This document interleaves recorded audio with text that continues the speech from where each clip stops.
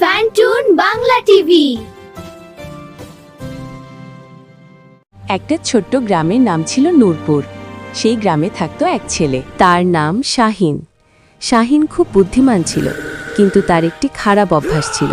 সে সত্য বলতো না, প্রায় অসৎ কাজ করত। স্কুলে পড়াশোনা না করে সে বন্ধুদের খাতায় নকল করত। দোকান থেকে জিনিস কিনে ঠিকমতো টাকা দিত না। এই টাকা দে। না, আমি দেব না। তুই মার খাবি। এমনকি বাড়িতে মা কিছু জিজ্ঞেস করলে সেটিও মিথ্যা বলত। একদিন হুজুর সাহেব মসজিদে বাচ্চাদের নিয়ে বলছিলেন, আল্লাহ সব দেখেন, সব শোনেন। যারা অসৎ তারা সাময়িক লাভ পেলেও শেষে লজ্জায় পড়ে। সে ভাবল, আমি তো কাউকে দেখছি না, আল্লাহ কি সত্যিই দেখেন? পরের দিন সে তার টেবিলের নিচে তার বন্ধুর একটি কলম পেল, কিন্তু সেটি দিল না। সে স্বপ্নে দেখল, শাহিন, তুমি কি ভুলে গেছো আল্লাহ সব জানেন? এই স্বপ্ন দেখে শাহিন ভয়ে ঘেমে উঠল। সকালে উঠে সে খুব মন খারাপ করল।